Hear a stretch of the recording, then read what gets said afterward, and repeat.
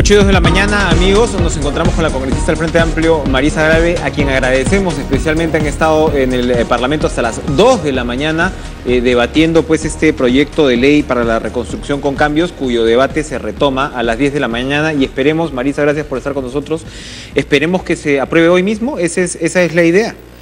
Buenos días, muchas gracias por la invitación. Sí, el día de ayer nos quedamos en Junta de Portavoces junto con el presidente de la Comisión de Constitución, quien pidió que conversáramos las distintas fuerzas políticas el texto sustitutorio. ¿Qué ocurre? El Ejecutivo nos ha mandado una propuesta de ley para crear una autoridad todopoderosa, que en realidad concentra un conjunto de competencias, que pretendía salirse de marcos de control. De hecho, la Contraloría incluso mandó un conjunto de observaciones por escrito a los miembros del Congreso. La propia Defensoría del Pueblo, Enrique, nos mandó una carta diciendo que se estaba violando el principio de descentralización y el principio básico de Contraloría, ¿no es cierto? Y por tanto había mucha preocupación sobre esta norma. Esta norma tuvo un debate de más de 12 horas en el Parlamento y luego tuvimos una larga jornada en Junta de Portavoces para ver el nuevo texto finalmente ya consensuado en la Comisión de Constitución a través de su presidente. El texto tiene un conjunto de incorporaciones que yo tengo que partir por reconocer. Reconozco que sí hay una voluntad del señor Miguel Ángel Torres de recoger en el texto sustitutorio varias de las principales inquietudes. Por ejemplo, se elimina esta idea de que no haya control posterior, es decir, una autoridad no puede pretender que la Contraloría no tenga un control posterior. Mira todo lo que estamos viendo ahora de los casos de corrupción, cómo vamos a decir que en el país no haya control posterior, es decir, eso se ha corregido, me parece bien. Se han corregido otras cosas más vinculadas a Contraloría en el texto de la norma. Sin embargo, igual hay, yo creo, varias deficiencias. El congresista Marco Arana también estuvo ayer, yo también estuve ayer. Nosotros no estamos de acuerdo con que se mantenga, por ejemplo, el artículo 9, que de alguna manera permite la antonimia, es decir, que esta ley tendría más peso que la ley de bases de descentralización, que la ley orgánica de gobiernos regionales y que la ley orgánica de municipalidades. Ahí entramos, pero yo quería detenerme un minuto en el tema Contraloría. Contraloría, yo entiendo la filosofía que animaba el proyecto, tenía, digamos, dos entretelones importantes. Uno es que precisamente la Contraloría siempre quiere entrar cuando ya se han jugado los penales, es decir, el control posterior también en términos de lo que podría ser un retraso o un entorpecimiento de una labor como esta podría tener un peso. Y lo segundo es que hubo problemas con la Contraloría a la hora de la emergencia, a la hora de incluso el reparto de la ayuda humanitaria. Miembros del Ejecutivo, me refiero a lo que dicen ellos, miembros del Ejecutivo se quejaron porque decían, bueno, que estaban haciendo más engorroso, mucho más engorroso el trámite cuando había que ser muy expeditivo. Si este proceso busca ser precisamente expeditivo, busca, digamos, durar 3 años y poder realmente llegar a una reconstrucción exitosa, ¿no se tomó en cuenta lo que pueden ser las limitaciones de la Contraloría?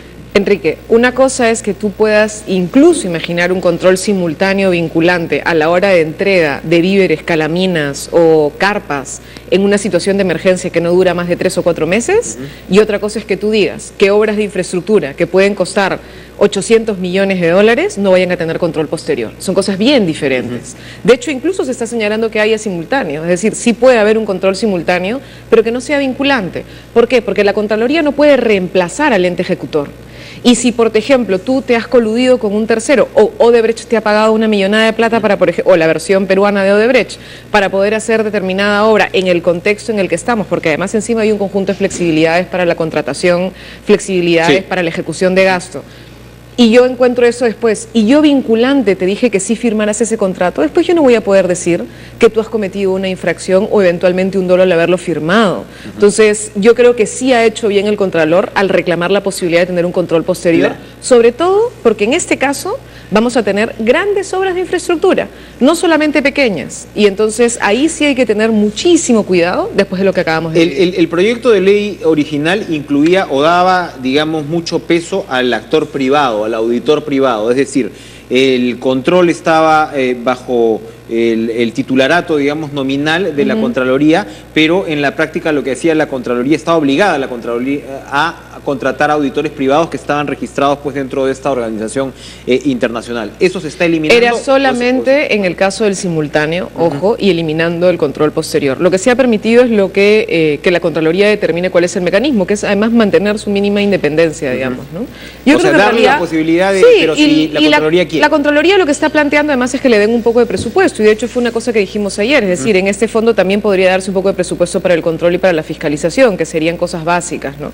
Se está pidiendo, por ejemplo, también que se ha incluido un artículo adicional para que en el caso de las contrataciones quede claro públicamente en el portal web de la PCM quién es la persona que contrata, cuál es el monto del contrato, quién es el supervisor, que a veces siempre pasan desapercibidos. En las grandes obras que hemos visto con grandes incrementos de costo a través de adendas, siempre había un supervisor y hasta ahora nadie está cuestionando el rol de los supervisores que finalmente permitieron que nos robaran como nos robaron. El tema de la descentralización, usted decía, bueno, que esta ley estaba por encima de la legislación sobre descentralización. De hecho, varios de los artículos del proyecto de ley, bueno, implican una autoridad, digamos, plena para esta dirección, ¿no? En el sentido, pero esto iba muy en la línea, Marisa, por ejemplo, de castigar a los alcaldes que han permitido el tráfico de terrenos, a las demoras para asignar en algunos casos terrenos. Acá, ¿cómo se revierte la situación? No podemos también caer, digamos, en un entorpecimiento de la labor. El tema de infracciones y sanciones no se ha eliminado. Bien. De hecho, se ha incorporado una infracción que hemos incorporado a pedido de la Comisión de Vivienda por un proyecto de ley, el 1148, de la señora Salgado y el señor Galarreta, que incluían, por ejemplo, sanción de entrega de constancias de posesión cuando se entregan, por ejemplo, en el cauce de los ríos, o cuando se entregan en la faja marginal, o cuando se entregan alrededor de la zona de carretera nacional. Entonces, eso se ha, por ejemplo, incluso endurecido, ¿no? Y creo que eso está bien. Pero, ¿qué cosa es lo que varios estamos cuestionando? Que es que tú vas a tener una autoridad nacional que es quien decide el plan, sin ni siquiera colocar concertación. Ojalá dijeron por lo menos coordinación. Nosotros hemos pedido que por lo menos se coloque una concertación mínima con las autoridades locales para la elaboración de un plan, porque hay que entender que una cosa es una lista de obras, a lo que están llamando plan, ¿no es cierto? Y otra cosa es un proceso de planificación. Si en el medio no tenemos por lo menos una concertación entre los actores del territorio para ver qué cosa se va a hacer en ese territorio, no podemos seguir creyendo que desde Lima, ¿no es cierto?, la PCM puede agarrar y decir esto es lo que se hace y después poner un artículo que dice el plan se vuelve obligatorio a los 3 niveles de gobierno. Sinceramente es mucho, sobre todo si es que entendemos que la Constitución reconoce un proceso de descentralización. Pero es un proceso de descentralización, perdón, que ahí sí se ha visto, independientemente de las correcciones que se puedan realizar, sí se ha visto problemas, ¿no? Y una emergencia como esta los ha puesto en evidencia. Y incluso también ha puesto en evidencia, la emergencia sanitaria en Piura, yo conversaba con la ministra de Salud, Patricia García, y me decía, oiga, el tema es que en este punto de la descentralización, decía ella, yo soy una ministra con muy poco poder sobre lo nacional. Mentira.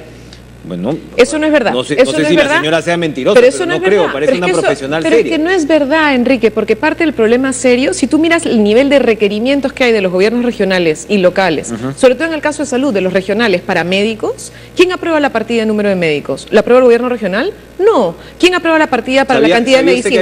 ¿La aprueba el gobierno regional? Pero, eso, Enrique, y que el gobierno nacional entra y se encuentra con que hay 400 equipos no reportados. No, es que yo creo que también sí, es Enrique, bueno el problema que estamos teniendo es que si nosotros nos quedamos pensando que los gobiernos regionales y locales son los culpables, entonces exculpamos la responsabilidad del gobierno nacional. Desde el año 2002 hay exigencias que empezó el proceso de descentralización para la descentralización fiscal. En el año 2012 se aprobó con el MEF incluido, diciendo que reconocían que habían otorgado competencias sin entregar los recursos para que se cumplan las competencias, que no había ningún mecanismo de parte del Estado nacional para garantizar que lo que yo te encargué lo puedas cumplir. Bien. Es decir, hay un conjunto de problemas serios por ahí. Pero además, Enrique, y eso sí lo quiero dejar muy claramente, es una barbaridad que acá se pretende exculpar al Estado Nacional de lo que hemos vivido. Muchos hemos pegado el grito en el cielo porque hay un conjunto de urbanizaciones, por ejemplo, construidas en zona de riesgo. ¿Quién entregó el título de propiedad? Cofopri. Ya. ¿Y de quién depende de Cofopri? Ya, pero Cofopri. Del gobierno nacional. Entonces, sí, pero el gobierno nacional lleva pues un pero no lleva 15 niveles. Perdón.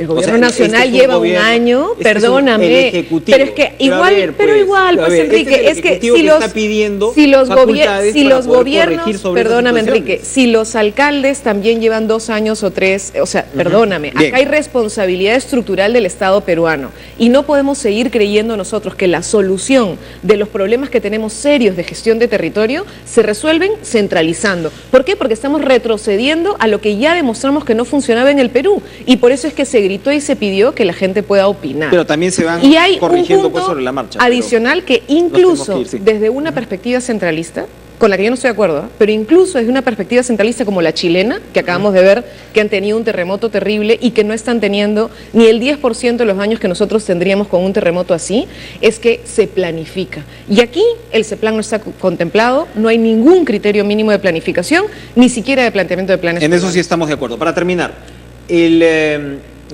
Frente Amplio va a votar por un proyecto de ley como el que se ha presentado para liberar a los mayores de 75 años con los problemas que coincidentemente tiene Alberto Fujimori. Yo votaría, yo sinceramente creo que esa es una ley con nombre propio y votaría en contra, pero es un tema que tendremos que debatir porque te estoy dando mi opinión personal. Recién se va a arrancar.